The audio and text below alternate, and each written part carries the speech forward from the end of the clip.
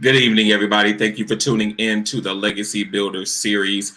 I am your host, Ace Rando. I do apologize. We got a little bit of a slight little delay going on here, but we are still going to move forward. And as always, we'll catch up in that regard. Tonight, we're going to have a phenomenal show. We have some amazing guests that's on with us tonight. So we're going to get started with a motivational thought. Today is kind of like a little disheartening day for me a little bit, because I actually lost a family member earlier this past week and a half ago, and today was their homegoing service today. And my uncle's name is Arthur Nolan. He is a vet. He is fought for his country, and he has done some amazing things as a veteran, and just want to honor him for a quick moment in that regard, for one that put his life out there on the line for our country. And I do apologize. I want you guys to stay tuned for just a quick more moment. I'm gonna come out for a quick second and come right back in. Stay on the live. We're just having a little bit of a technical difficulty, but no worries. We are going to be right back on with the show. Bear with us just one moment.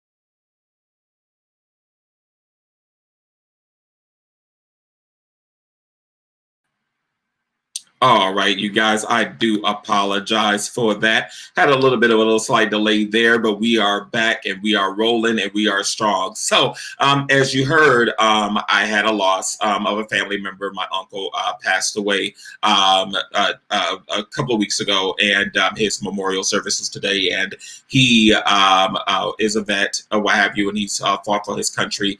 And, today we just kind of honored him and his legacy that he left behind. And he talked, his children talked about how he was, militant as a father. But one thing that I do say about my uncle is that anytime you came to their house, it was always going to be a party. It was always going to be a good time. And that was one thing that he always left behind about, in that regard. And so just to honor him in that. And so I just also want to encourage you to those that are watching, that, you don't know how long you have left on this earth in that regard.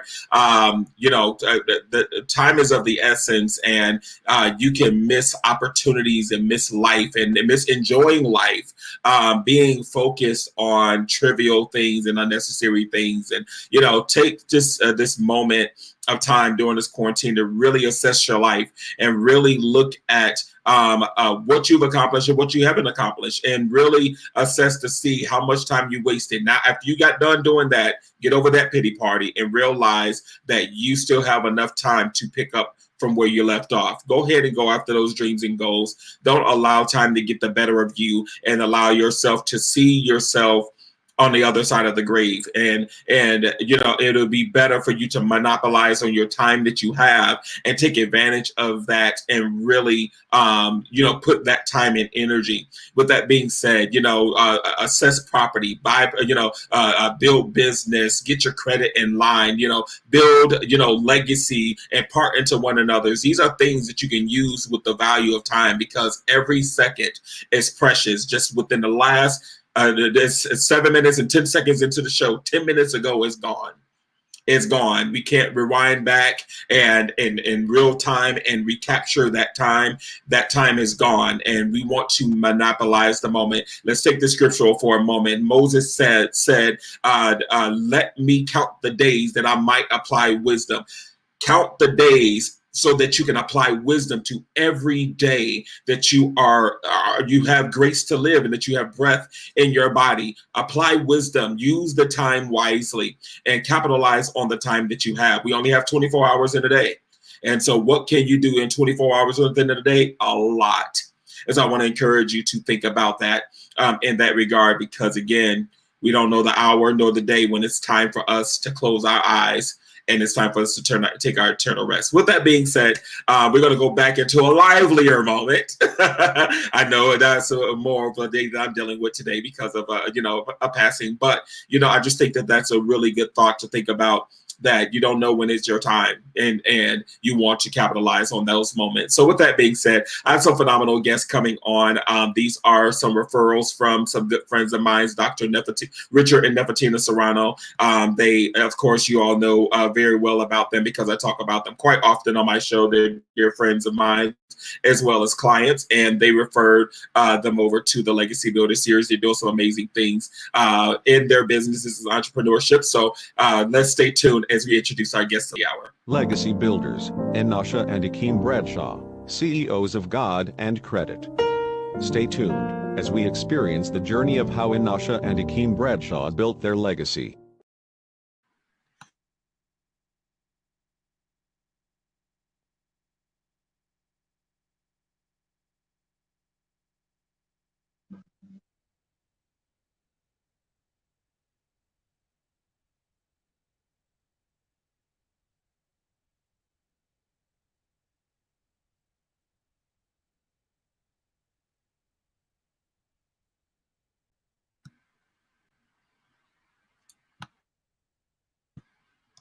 Can you guys hear me? We can hear you now. Yeah. Yes. Great. So thank you guys for coming on. Just as a clarity, it's Enasha and Aikeem. Thank you guys for coming on to the Legacy Builder series. I want to again play homage to Drs. Richard and Nefertina Serrano for introducing you guys to me to bring you guys on the show. Thank So with that you. About you. Oh, no problem at all. So tell us a little bit about yourselves, kind of let us know individually where you guys are from, and then kind of give us a little bit of your love story before we kind of dive into some other things about your history and how you guys came together. Perfect. So I'll start and just say a little bit about myself. So I am always been naturally a go-getter since I was a child. And I graduated high school early, went to college on a full scholarship, got 2 degrees. I always knew that I wanted to be something. I did public speaking since I was in the 3rd grade, oral stroke competitions citywide. God always called me to greatness and to a higher level with everything. And then fast forwarding, you know, through the years, I had an opportunity to get married straight out of college, my first marriage. And Nice. I had 2 beautiful children out of that marriage. That did end in a divorce and co-parenting and everything like that. Well, but through that time, it was a struggle. It was hard, you know, dealing with that because I'm like, now I'm a mom, I'm a single mom. What do I do with this? You know, how do I go about life, you know, after that? And I had the opportunity of meeting Aikeem Bradshaw during that process, and I'll let him share that story a little bit there. And from there, we became a blended family, and it is a love story nonetheless. That I definitely ordained. We were prophesied to in the church that we would get married. I'm like, he's just a friend, you know.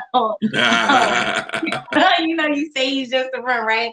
And many times, like, we never even sat next to each other, and people like, "That's your husband." I'm like, no, you know, I was fearful of getting married again and being hurt again, but I'm so blessed and so honored to build a legacy with someone like him, and with our children, and it's just been nothing but God since. So I'll let him share his story. Thank you. Nice. So I'm originally from South Philadelphia. I went to the West Philadelphia High School, very into cars, automotives, and that's what kind of gave me my first inspiration of want to go into entrepreneurship, that independency. And, you know, as a child, you know, I was well into the Lord. And, you know, of course, you know, sometimes we stray away, and, you know, Indeed. but I always knew who the Lord was. And, you know, when I met my wife, when, you know, we met, and, you know, she invited me to her church, and I was like, you know what, the Lord has been pulling me to come back to church. And I decided, like, you know, I'm gonna go. And I sat all the way in the back. You know how when you coming back to church and you sit all the way in the back because you don't want nobody to see you, but, you know, the Holy Spirit did something. And it was amazing. You know, now we're deacon and deaconesses in our church. Nice. You know, being leaders, it's really humbling to see, you know, when you're following the Lord's will, the blessings that come behind that. Yeah, I will have to say though, I am a PK kid times two. My dad is a bishop. My mom's a pastor. We do go to Jesus Christ Empowerment Ministries. Located in 1980 Church Lane in Philadelphia, PA. So I'm a PK. So come from a long line of bishops and pastors. Indeed. Absolutely. Great. So, so you said that you guys pretty much met through church, and look, I already know how that is when people want to prophesy over you and say that that's the person that's going to be your wife. Now, my story wasn't like yours. However, you know, in that regard, it is great that that you all did come together in that regard. And so when you guys you know, kind of, you know, came together through this, you know, epiphany, if you will, did you really believe that what was said was really from God, or that was it a period of time before you guys finally came together and you like, oh, maybe it's something to what they've been saying?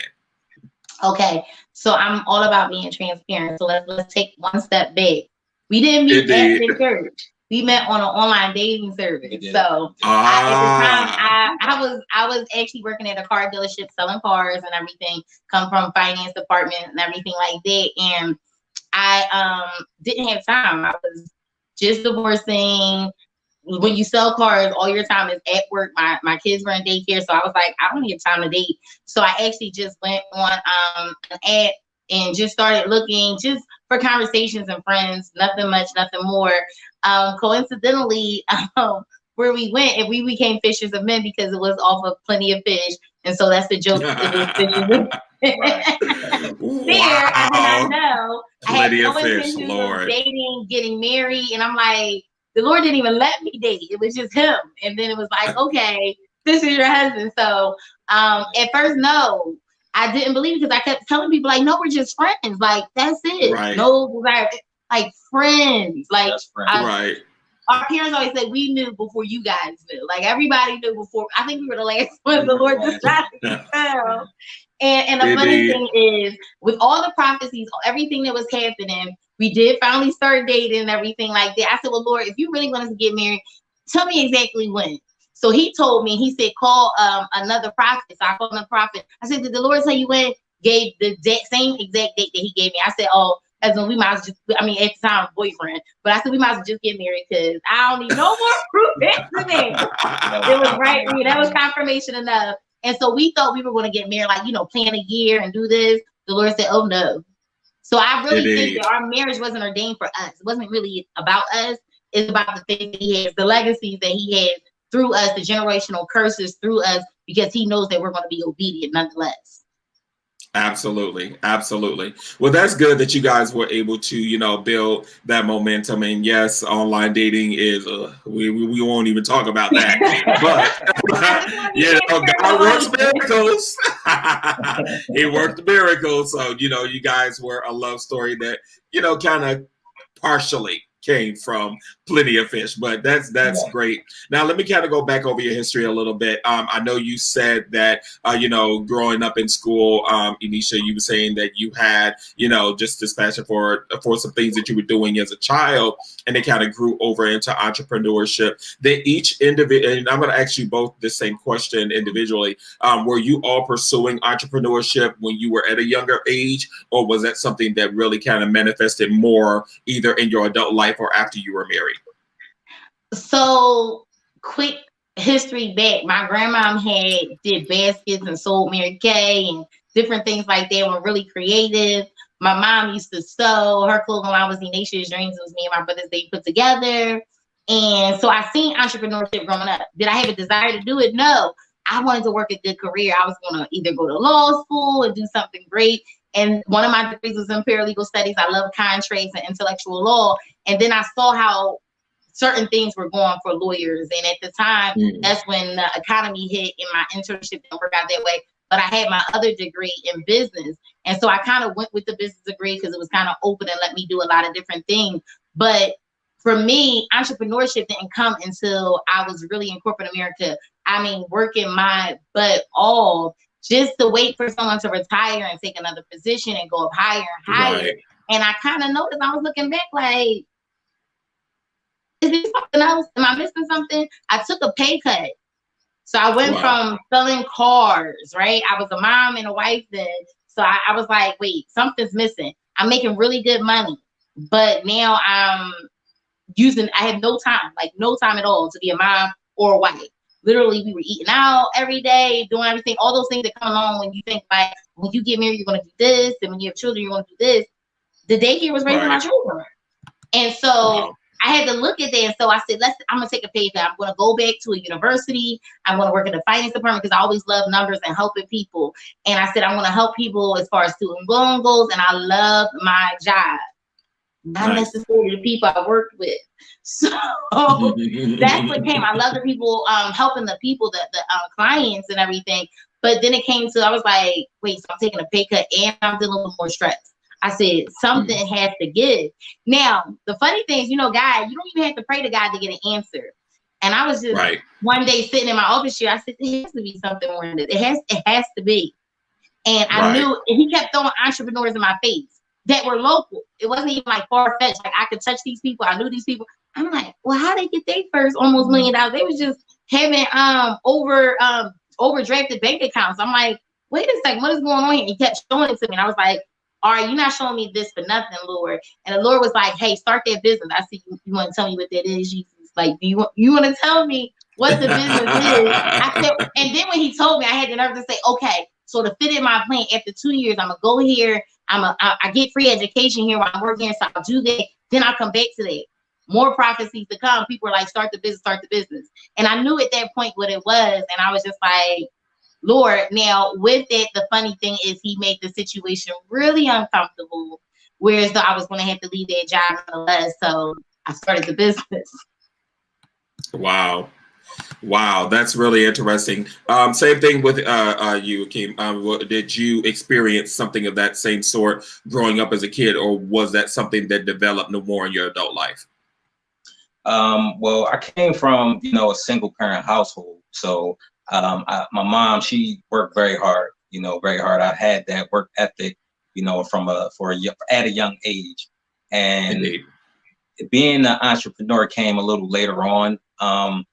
I had a lot of different jobs, and they were good jobs, but I just wasn't seeing the value of exchanging my time and working for a whole nother 50 and 60 years to just, be free for 11 years and then retire and die.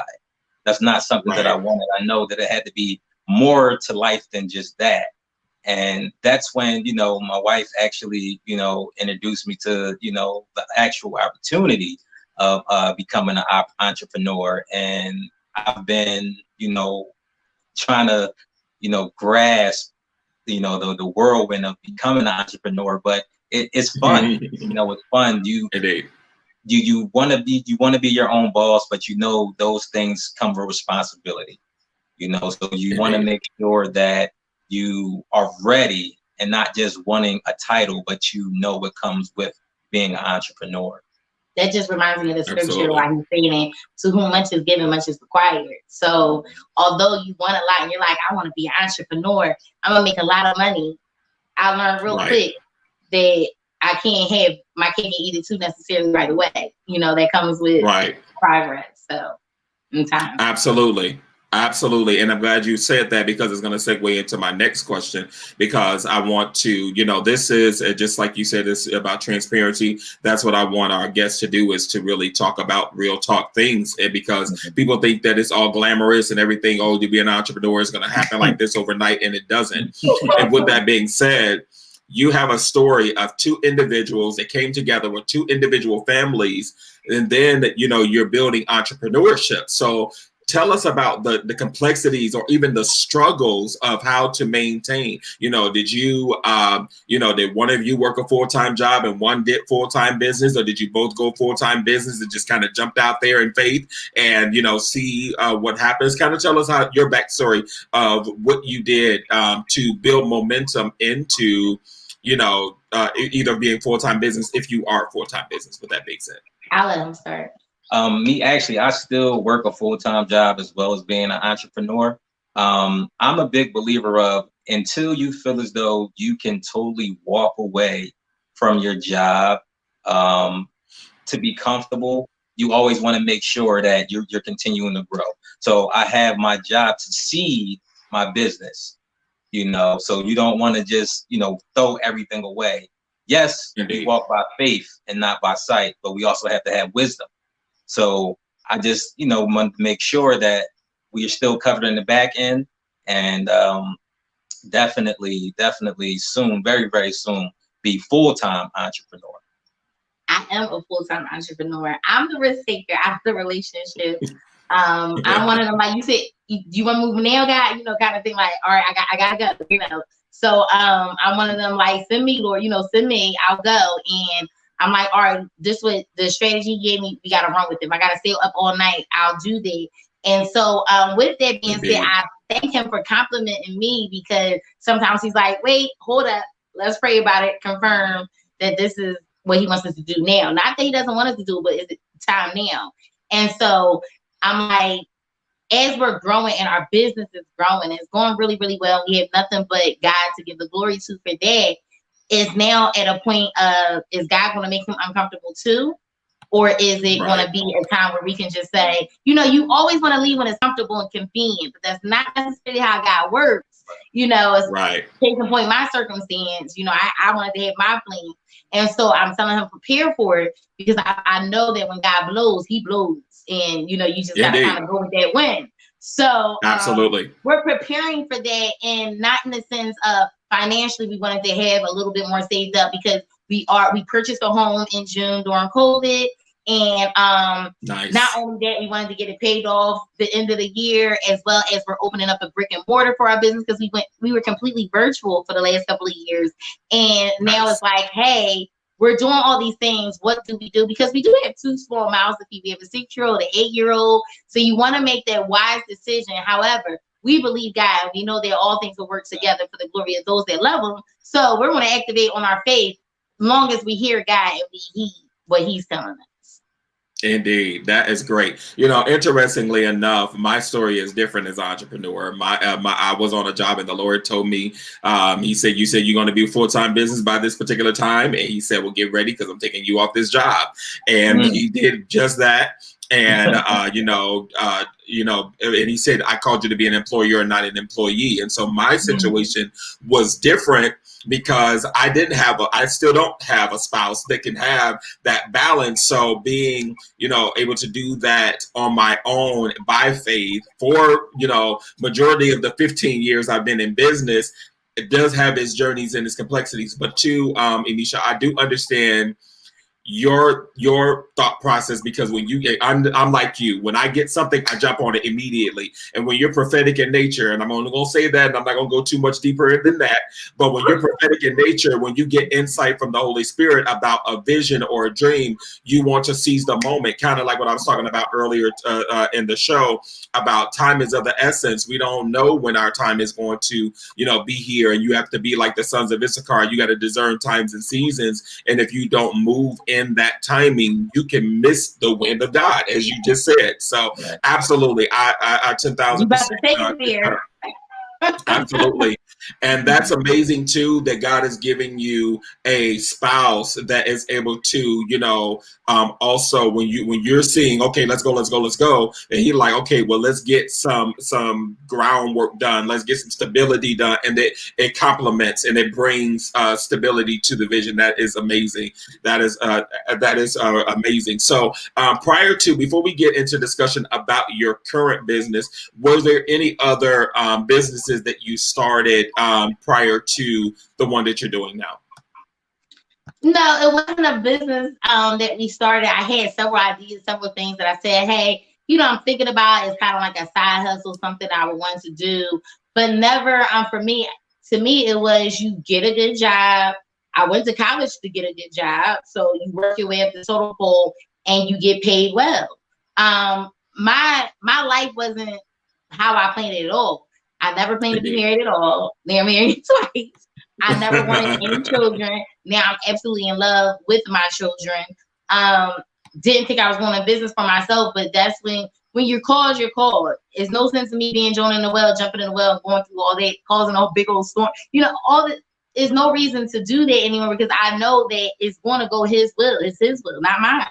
So I'm kind of now at this point of Him showing me through life, because don't think that I just came with this thing of, oh, let's go. I can trust in God for this entrepreneurship. No, it was a time that when I worked a job and it was really paying, they paid, company car, I ain't paid to get nothing. I paid for zero things and lived a life of lavish. And the Lord said, let this job go by this date. I said, well, Jesus, let's talk. Let's just my parents, of course, being a bishop pastor, was like, did you pray about this? You sure? But and I'm like, I think I know the voice of God. I felt a little offended, but it was the time that I had to let that job go. And I was like, how you can't get unemployment when you quit your job? Like, do you know? Like, I'm like, Lord, do you know this? Like, damn, in this room. You don't get unemployment for this. So, but He worked it out where I was able to, like, the things that were going on at this time worked itself out where it worked where I can get unemployment. I said, I didn't know this is possible. Different things worked itself out. And it's just been an unbelievable journey because of their obedience and trust with Him at that time. I was able to trust Him during this time. And so God brought me through it this time. What makes you think He won't now? So there were things along my journey, my life journey, that I did not bargain for, because I thought I was set at that job. Like, I'm set. And then the Lord just said, clear as day. On this day, you need to deal. I had to deal with my grandma. I had to deal with everybody and tell them why I was letting this job go, because they was like, I don't think you think it is straight. But I enjoyed my job at that too. It wasn't like it came from a place of, oh, I can't stand it. They gave me whatever schedule I want. I was doing numbers. It was delight. And everything I had worked for. And it was like, do you trust me? I said, you gave me right. I want more now. This is why I go by God's billionaire. As how can I ask just for $1 million when God clearly wants to give me $1 billion? That's how I feel. Absolutely.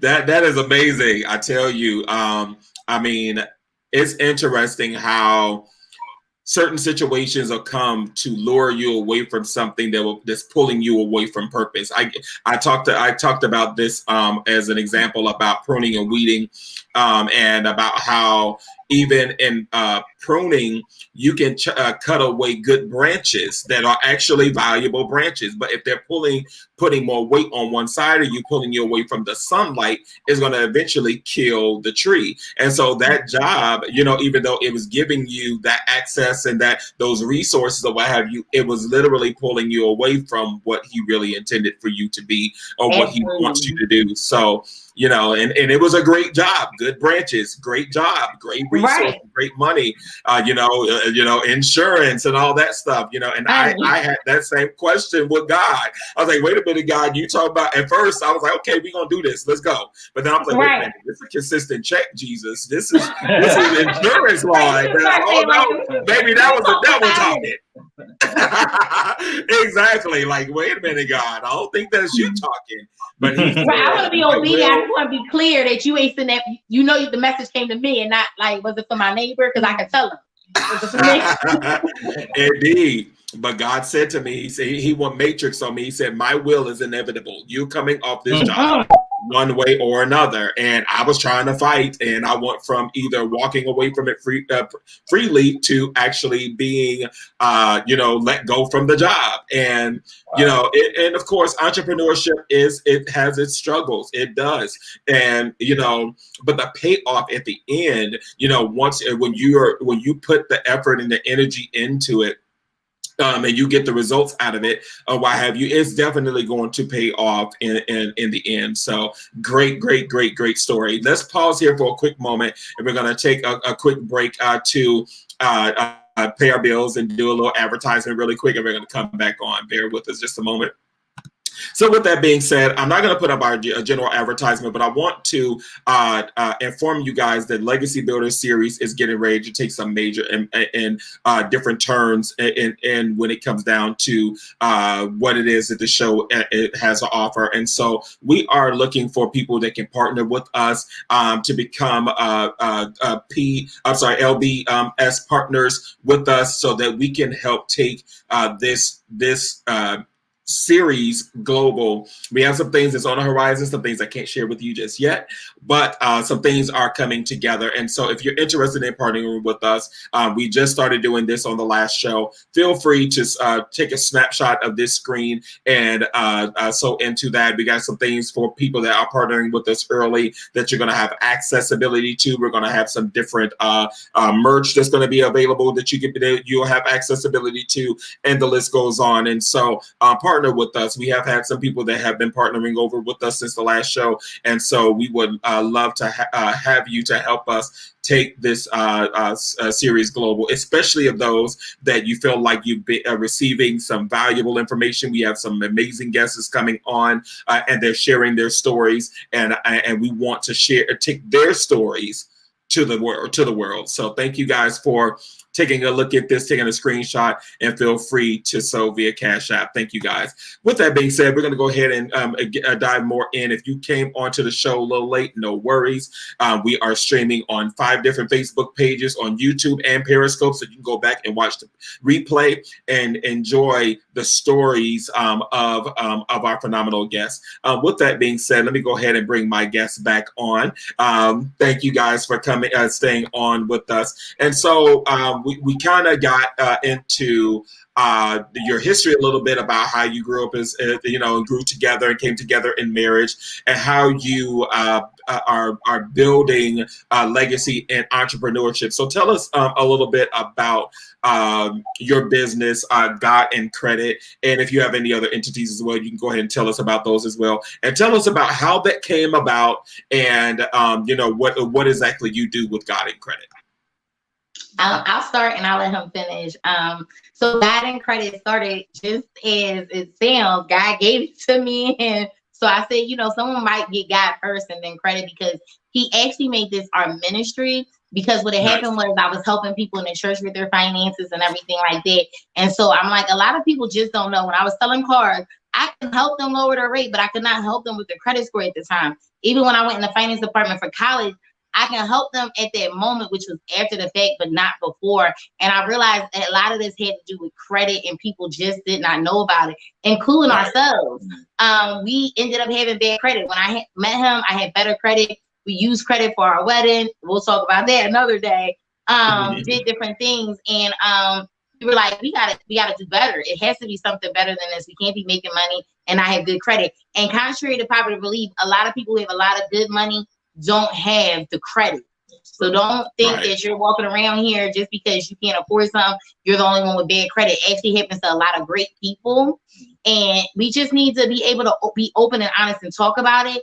and then we can resolve the issue. So I really work with a lot of leaders, a lot of church leaders and different people like that to really work with Christians in credit, because that's where I feel like God called us as a ministry to let people know that why are we being held in bondage? This is of the enemy, because we don't want to talk about this when it's talked about all through the Bible. You know, there's many scriptures just to back up finances, credit, entrepreneurship. And now we're here to address that. So our niche is entrepreneurship within the Christian community, but in the overall community, period. And so we'll give it to them live and raw and say, hey, listen, I get it. I understand, you know, that this is something that's not talked about or taught, but this is something that has to be done, because this is a gateway into inviting an invitation to Christ. When God gave people Christ, he said, feed them the loaves of bread and the fish, right? And then he can preach. Well, now we have to take care of those immediate needs. So if someone can't pay their bills because they're lacking that side hustle, or because they don't know how to budget or save, or because that's usually the underlying issue to credit, then that's what we need to come in and share that with them. And then they can open up to see how God has really been with them their whole entire time, and how he wants to take them to the next level in their finances. So we can start with those leaders within a church to be able to share within the communities and let us, you know, open the doors to let us in, just to share this and teach it from children, you know, young children, all the way up to adults at any age. We are more than willing to share. We do it free of service because we're so passionate about it. So that's how that part started, is, you know, you're doing something for free, something you're passionate about. You said you're passionate about it, you know, it could make you a lot of money, and that's what it's been doing. Just because we're passionate about it. I was giving away free consultation. People were like, no, we absolutely have to pay, you know. I'm like, guys, you know, this is really working out because of the passion that we have for the people. And so with that, with God calling us to marriages and calling us to really help, because we were like thrown into situations helping other marriages. I said, God, you are really making this like quick boot camp between us to help other people. And now it's afforded this opportunity to just help people. And that's how we partnered up with the Serranos, really just to support people in marriages and staying together, because finances actually is not the number one cause of divorce. It's the communication about finances. And that's what people need to do, is learn how to communicate about these finances, get on the same page about your goals. And what we're doing, and why as a ministry, is we're keeping families together. You know, we're keeping marriages together. That's going against everything the enemy wants. You know, he wants that separation. He wants to destroy the marriages, and we're keeping them together by allowing those finances to work for them, and showing people how to be debt free and not be enslaved in bondage. So that's where God and Credit initially came from. It's actually turning into a brick and mortar, and we partnered up doing a whole bunch of financial services with In the Moment Tech Services. So now I am proud have a partner of Allen and Bradshaw Enterprises, since the last name Bradshaw, there, and we're doing everything from taxes, anything you need to know about finances, whether it's business credit, whatever. We are opening the doors to bookkeeping, everything. And where he comes from in here, he saw the drive, the passion, because at first it was like, wait, I don't know if I can do this. And I'll let him tell a little bit about that story, but he said, I don't know if I can do this.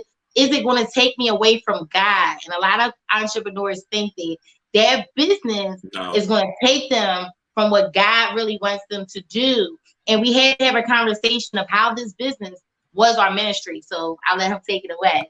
Yeah, that was my biggest concern before I decided to actually invest. I had to really think, like, man, like I was really, really getting closer to God. I was really even thinking about, you know, becoming a pastor or minister, just because I was in my word so much, and I really had a passion to be able to, you know, give the word to people that help save souls. And I believe it's Matthew 28:18. The word says to go out and be a disciple of Christ, to be able to spread the gospel across all nations. And that's what I wanted to do. And I said, you know, I just don't want this to take away from my time with the Lord. And the Lord has actually gave me an opportunity to be able to talk to people, not just about finances, not just about their credit, but actually knowing who he is, knowing that, you know, the Lord didn't say that you had to be broke and poor. You know, a lot of issues that we do have in the churches today is finances is a hard topic to talk about in church. You know, people Indeed. don't want to talk about finances in church. You know, people don't want to talk about tithes in church, how important it is. But if you don't have the bills to pay at home, how are you going to be able to pay your tithes? So, you know, it Absolutely. all ties in together. So being able to know that, you know, the Lord did say you should have life and life more abundantly. It's about how you obtain your abundance and going forward in that and walking in that. Absolutely. You know, and that's one of the misnomers when it comes down to the Christian community. We believe that, you know, that in order to reign with him, we got to suffer here on this earth, and thinking that you know, that is not kingdom to be wealthy or to have resource, and or thinking that you can't invest in entrepreneurship and still be able to be saved or do ministry.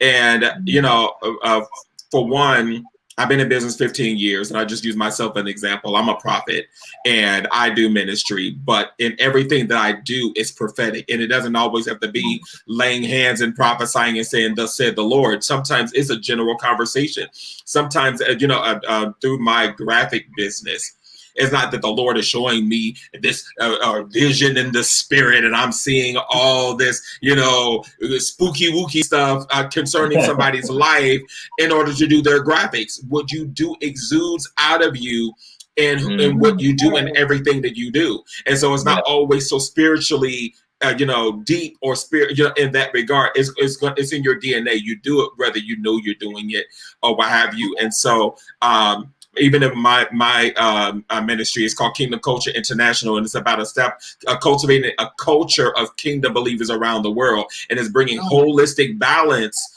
to the body of Christ and to the world, not just spiritually deep, not just knowing the word, but how being healthy, being you know, being financially sound, having businesses, what have you. And if you you know, if you get a chance, I'll send you my link to my ministry page. But when you see my logo, it shows cogs and spindles that make up the different countries and the states, and how they interwork together like a machine. And that's how the kingdom of God should be. We're so spiritually deep, but when it comes down to paying our bills, our bills is late. When it comes down to being sick, you know, we either sick and broke, but we spiritually deep, or we lack in spiritually, but we got a little money.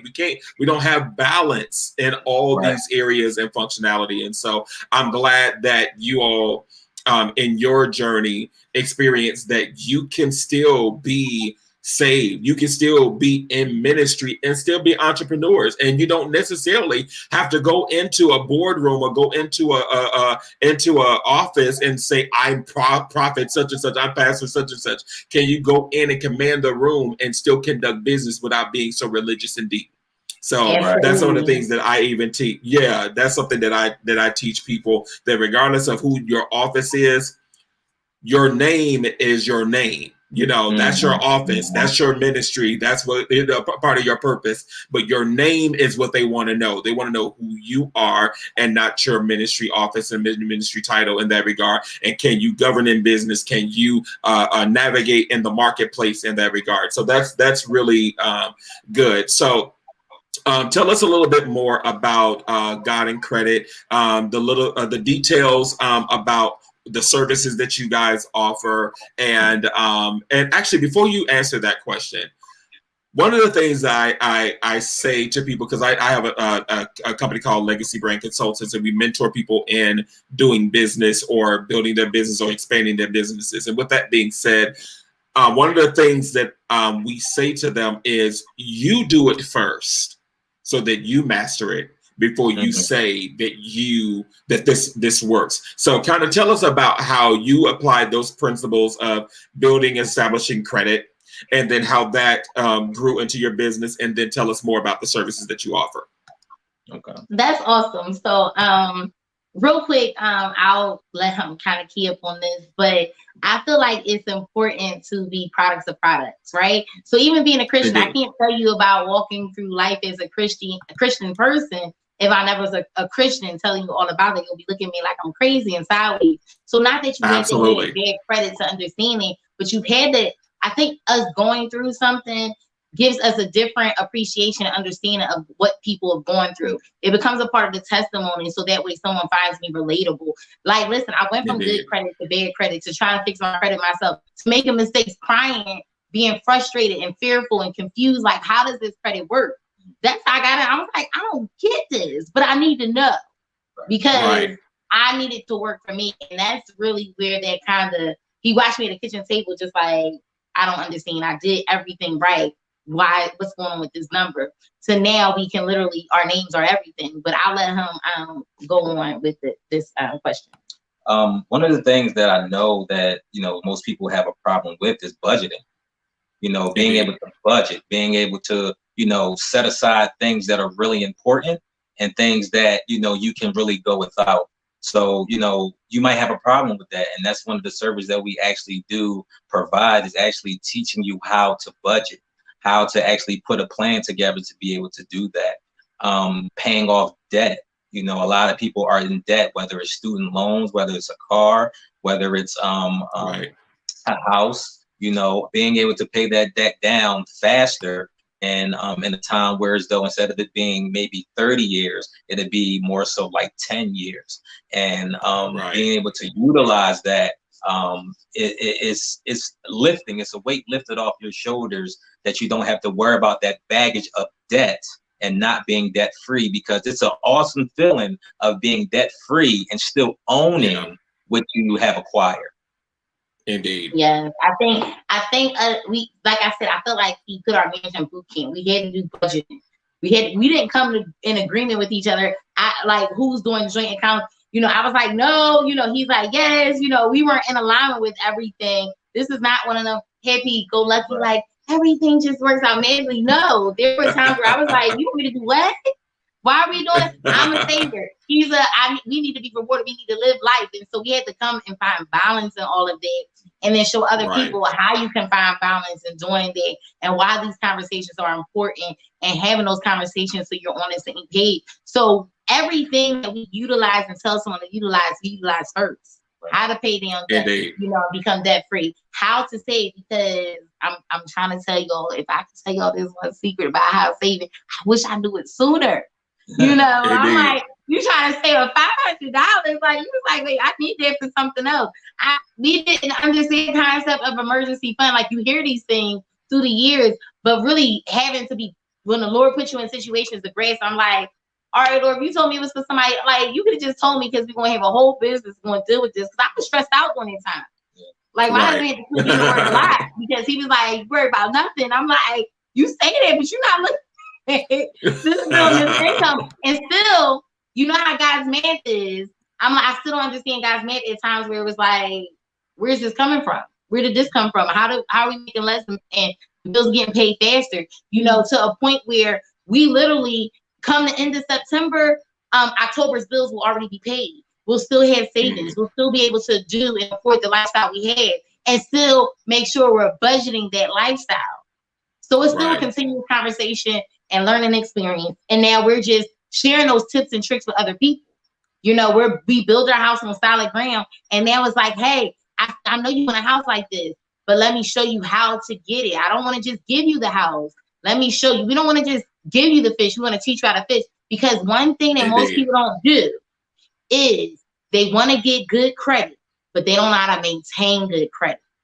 We were never taught. If you don't know what you are doing wrong, how can you ever correct it? When you know better, you do better. But if you don't know, you can never do better. So a lot of people will go to credit repair companies, and they'll be like, I just wipe it clean. You know, I have people come to me all the time, just take it clean. I don't want to do nothing with it. I said, well, my job, I don't really want a clientele like that. I want people who want to maintain it, because this goes into hard work. I don't want to repeat customers. As much as I love money and things that they can do, I do not want you to repeat customer. You'll always have access to me if you're ever once my customer, but it's because I want you to maintain that good credit at the end of the day, because that's what's going to build your legacy at the end of the day. That has to trickle down and keep going over to your children. But if you're not maintaining every time you're like, I need my credit fix, or I need a card, I need my credit fix, that means you're not maintaining it. Something is missing. Because again, like I said, credit is not, bad credit is not because you don't understand credit and how that works.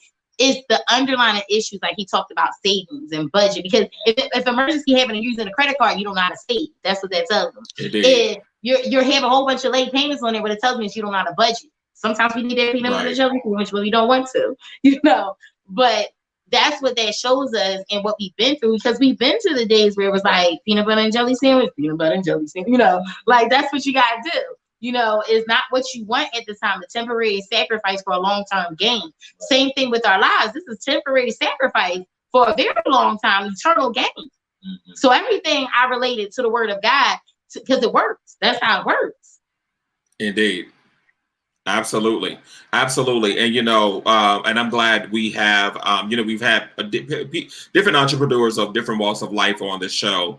And, and having you all on that deal with credit and maintaining that is something that has been a bondage for all of us, and how to maintain that, how to clear it up and then how to maintain is essential. These are things that's what's going to get you in the room. These are things that's going to get you in the door and get you access. And, it shows your credibility of a person. Now everything is about credit. You can't get a job without credit. You can't buy a house. You can't get a car. You can't do, you can't even get utilities. You can't even get a phone, unless your credit, or you're going to have to pay $200, $300, $400 deposit or $5,000 deposit because it shows that you don't have the ability to maintain. And it's a pastor, an apostle that I know that's back home in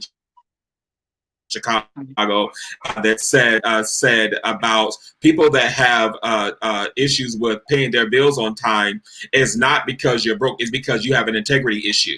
You have an integrity issue because you would rather go and buy your red bottoms and go buy that new TV instead of making sure that your debt is paid off. And that is something that we have to break. We have to realize, okay, I can't get that right now, but I'll work towards it. Or maybe you could just look for it and find it at a cheaper price that you can afford. But, stop putting yourself in situations that's going to cause you to be even more and more and more in debt. And you're kind of like digging yourself a hole that you can't get yourself out of, Right.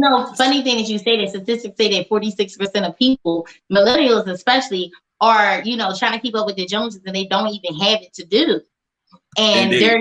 They're ashamed to even say it. And the thing about it is you should be ashamed of the fact that you're not going to be able to change that narrative if you don't get started on doing the right path or doing the right thing. And so many people think they have these beliefs that they think, hey, I absolutely have to have so much money down to do this.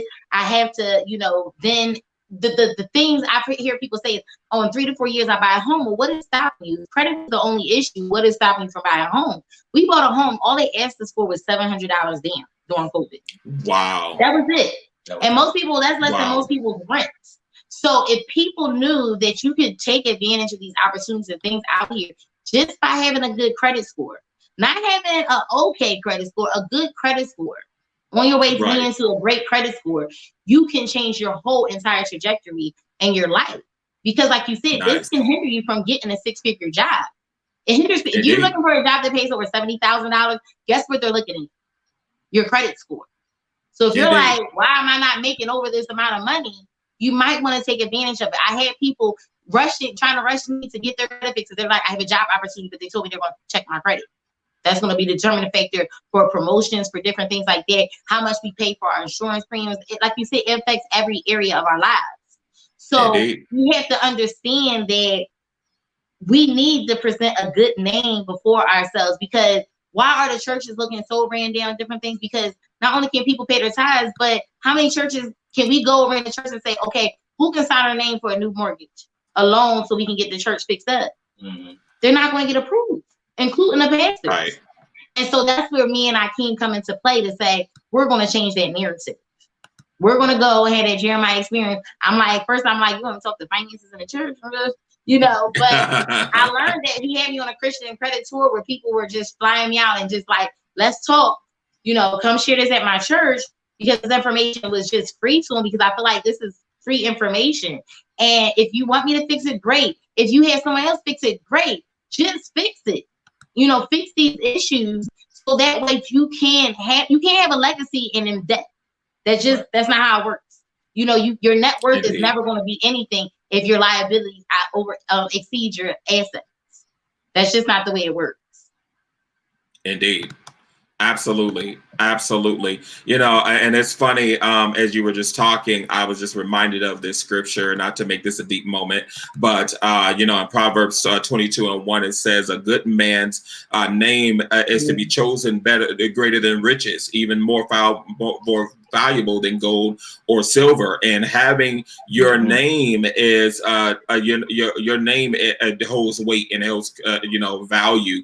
And, you know, everything that you do is connected to your name, you know, everything, you know, with your credit and all that. And actually, you mentioned about jobs over 70,000 a year, actually jobs as low as 30,000 a year, they're checking credit, you know, or jobs based on the type of work that you're dealing with, you know, sensitive information or credits, you know, not credit scores, but social security numbers and accounts and all that stuff. They want to make sure that, you know, that you are a person of value, or your name is speaks values for yourself based on your payment history, you know.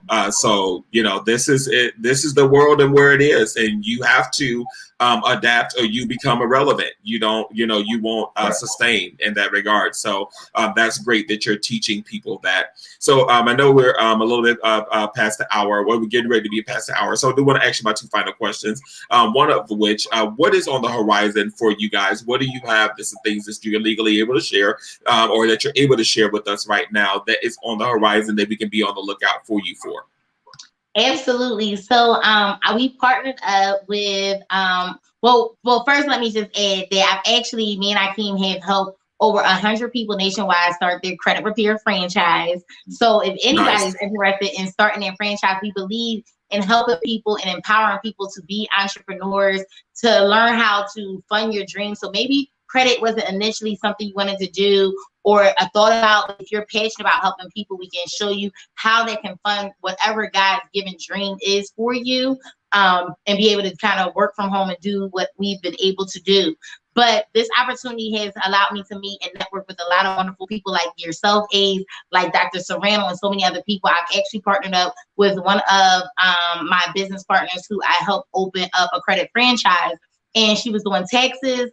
So we now are, and I've been studying this. I already started working with student loans and everything like that. But with taxes, because what we know is people want to get in homes. And what I saw was, hey, something clicked for me strategically was, you know what?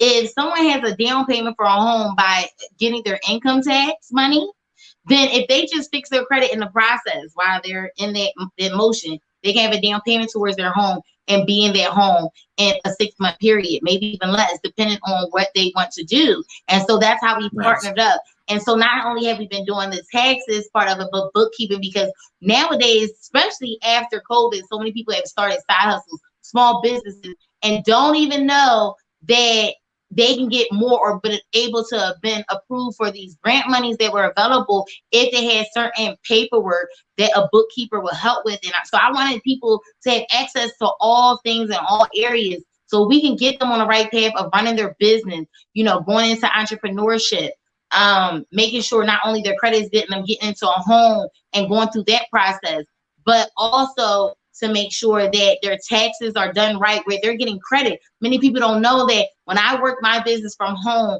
I was able to take part of our rent payment this time, our car payment, many of the bills, and get a credit for them and get money back for my business. And many people just don't know. And so that is, I'm doing all things matter of finance, even business credit, because there's some businesses that they just need the business credit to know how the business funding. And I want to be able to help people who usually are not being able to be helped. There's so many people who have a record in their past and it's it needs to be swiped clean. And maybe it is their fault, maybe it's not. But I'm just like God, it's casting to see forgetfulness. What can we do to help those people succeed and be great in our communities? And say, again, it's about breaking those generational curses for the families, get them back into the home, not having to be on the street, do something, and tell them, like, if you're smart enough to do this, what you were doing was business. But now we need to make it legal. Now we need to make sure you monetize off your gift that God has truly given you to maybe run a business, or maybe you're good with numbers and you're helping people in the community. Because if they change, then the younger people are going to see the change in them. Their children are going to be able to grow with them in a household. So I'm interested to touch the people's lives that people think are too dirty to touch, are not credible because of their name, you know, and don't have that. So that's where our calling is. And hopefully they find God at the same time in all of this. So that's what you have on the horizon, aside from some other things that the Lord has put on our hearts. King, what's going on with you? Definitely more investment. So it's going to be more investing. Like I invested into Island and Bradshaw business, actually getting more into real estate, because real estate is, you know, where it's at, especially at this time with the whole pandemic. It's a good time to be able to own, you know, property. You know, my theme is I want to try to own the block, not just one house, but I want to own the block. So that's my goal. Absolutely. To be able to do that, to be able to help, you know, people actually get into those homes and not just have to, you know, pay rent, but actually help them be able to, you know, have a mortgage, which, you know, is a lot more fulfilling. And show them how to pay it all, so when they're retired, they have less bills to pay. If you're debt free before you're retired, that money can go to a lifestyle you deserve and not to a bank. Amen. Indeed. Absolutely. That is wonderful. I tell you, this is something that's essential, especially for the Christian community, for our community. In that regard, these are some essential things that we do need, and that's going to help us to leave legacy. So with that being said, my final question individually, and I'll start with Aikeem. What is it that you want to be remembered by when it's time for you to take your eternal rest? What is it, the legacy that you want to leave behind? And I'm going to ask you the same question as well, but you can answer that individually, and then answer that as a couple as well. Okay. So I believe that you are judged by what you do in that dash between the time that you were born and the time that you pass.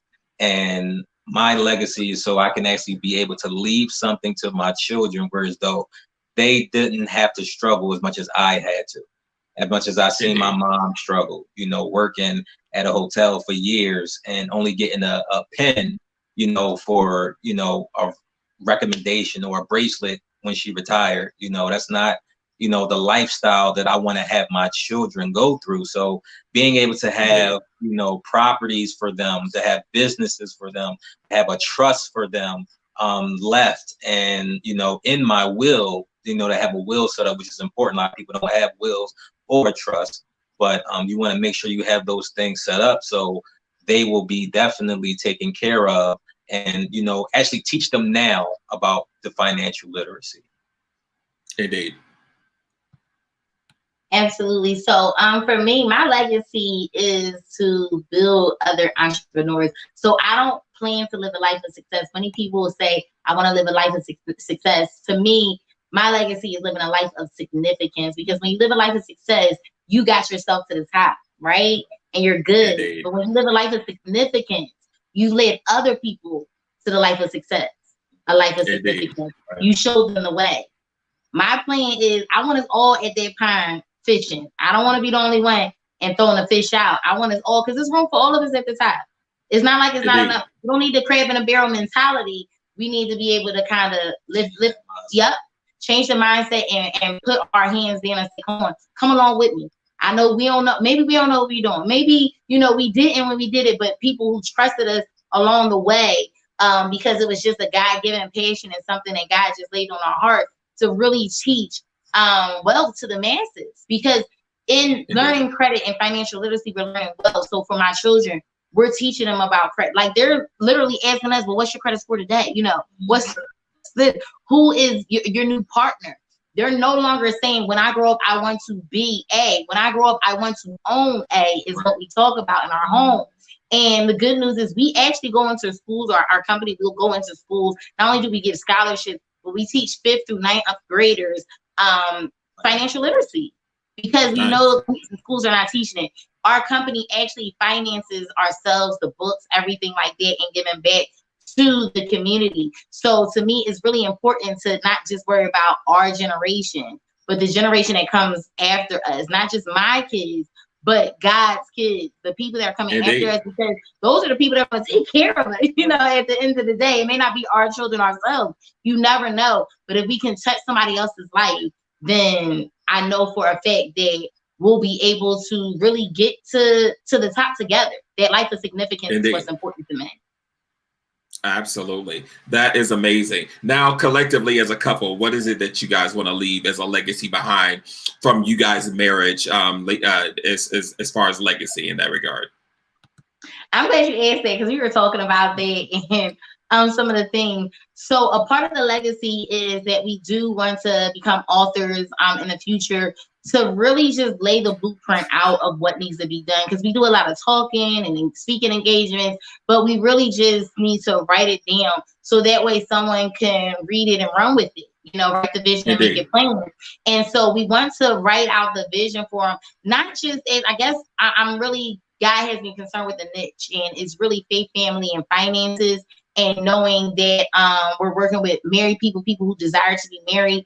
And God really laid that on my heart to just show them that there is a better way. There is a way to get this done, be successful, be happy. There's not going to always have these times. It's about how you go through during the hard times, during the great times. You know, what has to happen, what kind of prayers need to be laid and put forth, because people don't see all the background behind it. And I feel as though the books that are coming, making its way, are going to be showing the transparency of what goes behind it, because you know, it's not always easy, but it's a beautiful, beautiful experience nonetheless. And with that, with owning the properties, with being able to have our children start businesses, literally at the age of 6 and 8, we are talking to our children about starting a business coming soon. So hopefully the whole Bradshaw family will have each individual businesses as children, as adults, and really just making sure that they understand and get the concept of how money works and everything like that, because it's what we can teach them. It's stuff on our website and things that we tell our clients to teach their children at age of 2 that they can do.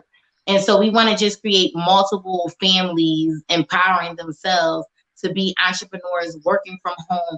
Being my children love that I'm from home. When Corona happened, it was nothing changed for me except they were home with me and got to see mommy be more of an entrepreneur, which now is going to change their story as well. So, and getting to see daddy work the business. So, and allow the lifestyle that they live and knowing that they have to work for it. And it comes with a lot of hard work, but hard work pays off. Indeed. Absolutely. Did you want to add something, Aikeem, to that as well? I mean, I think she said it all. You know, I think she said it all, to be honest. But yeah, I love, you know, the legacy. I remember it brings me back to a scripture when David had got anointed and to be king of Israel. And what he did was, yes, the prophet told him that he was going to be king, but he went back to the fields and he worked. Indeed. You know, he actually went and he laid the foundation of what he had to do. And then he got mentored into, you know, his next goal, his next mission, you know, by the person that he was actually going to take. So being able to know that, yes, the Lord may have called you to do something, but it's about the timing. It's about being obedient. It's about your patience. And, you know, when you walk in that, know that you have to walk by faith. Because I just want to add, because my favorite scripture is Hebrews 11:1. So, you know, I live by that, you know, but like I said, you have to use wisdom. But that's the type of legacy that I want to, you know, leave. And I think it's important to note what he said. It was really big. And I think he downplays it a lot. But what he said in that was, David was mentored by the person. Mentorship with entrepreneurship will blow your everything out the water, because you're already trying to be an entrepreneur. But if you can get mentorship and match that up, I'm telling you, it alleviates a lot of the headaches, the heartaches, the pains of entrepreneurship. If you can just listen to someone who was before you. So I encourage you, whatever it is. And this is why we teach people. And I lead a huddle for all of the people who have a credit franchise every day at 7 a.m., you know, 100 and something people and more, to just tell people that this is something for you and to give a push, because it's not easy. You need that circle around you, because when God gives you the vision, he didn't give it to somebody else. you'll allow somebody else to talk you out of what God's giving you. And then you'll start living by their paycheck and their means and wondering why you're not getting ahead. So that mentorship is key, because if you notice that your net worth is worth your net worth. So who's around you is going to determine how much you really are worth. So get the right people around. I know that I realized that when I was sitting, I had one 7-figure owner and one 6-figure owner and right next to me, and I was just like, wait a second now, am I at the right table? I said, God's placed me where I'm supposed to be, and I'm seeing that today. So just know your place and be around the right people and get the right mentors. People are out there willing to give you information and willing to help you, because a lot of people want to see people succeed. Contrary to popular belief, Absolutely. A lot of people want to see people to believe, and it's okay to pay. I want to just note that it's okay to pay for it, because this is one, the man is worthy of his hire. That's what the word says. But two, because it's worth it. If I tell you I'm charging $5,000, let's just say I'm charging $5,000. That's not anywhere near any fees or anything that I had. But even if I said $5,000, then I'm going to get you a return investment on $5 million. Would it not be worth it? You know, to not have to go through all of that, to just be able to get to the $5 million and concentrate on that.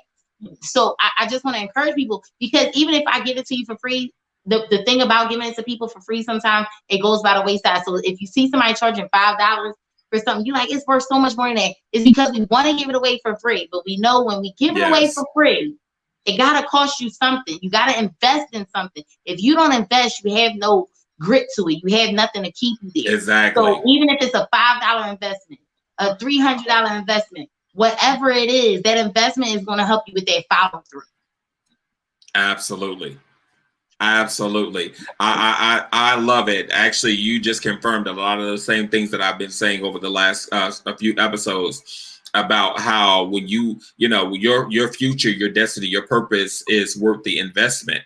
And if somebody is giving things to you freely, you're going to undervalue it, and it's going to go in one ear and out the other, and you're not going to really apply it. But when you actually invest into, or invest time, invest money, or whatever that it is that you're investing into it, you're going to get something different out of it than you would be giving it freely. So I 10,000% agree, and with what you're saying. Absolutely.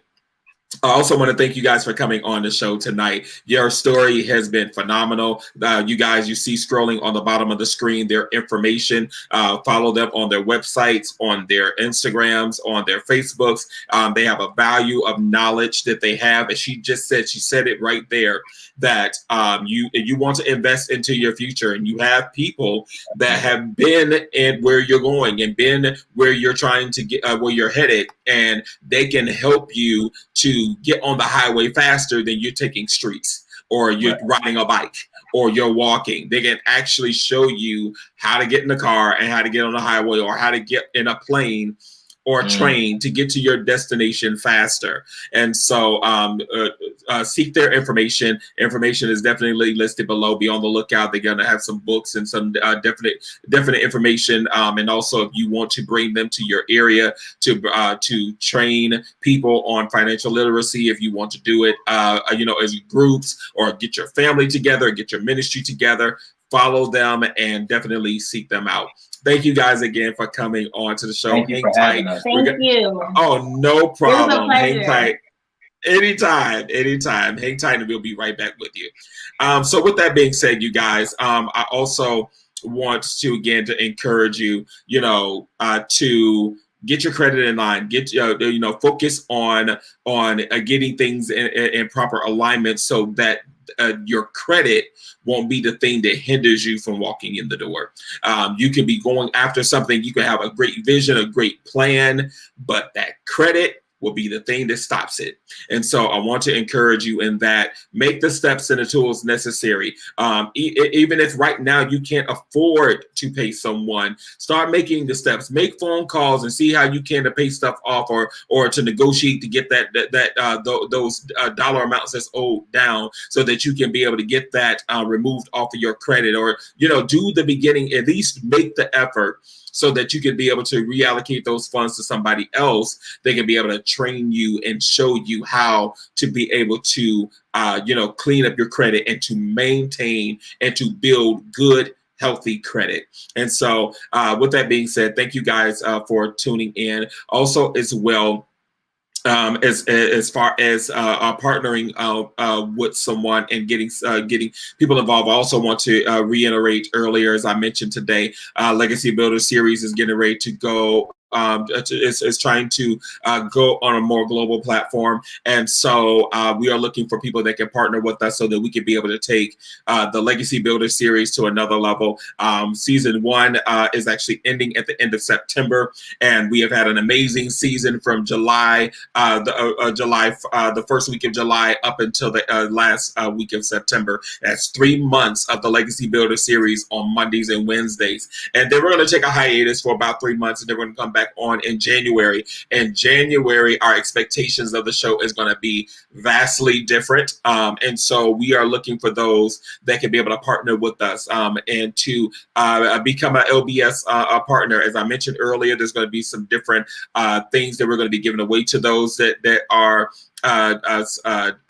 partnering with us to help us take the show to where we want to take it in that regard. And some of you all don't realize that, I mean, to maintain a show or take it global, it requires money, it requires resources. And then also too, as well, if you have a business and you have commercials and you want to advertise, we are also opening up the show to be able to advertise your product and service as well. That's going to help us take the show global. So if you're interested, take a snapshot of this screen and be able to partner with us and help us take the show global. As always, it is always a pleasure coming on to do the show with you guys. If you guys were not watching, I wouldn't have a reason to come on and bring these phenomenal guests on. And I just want you to be encouraged to go after the things that you want to do in life. Time is of the essence, and you can seize your opportunity and make it great and continue and always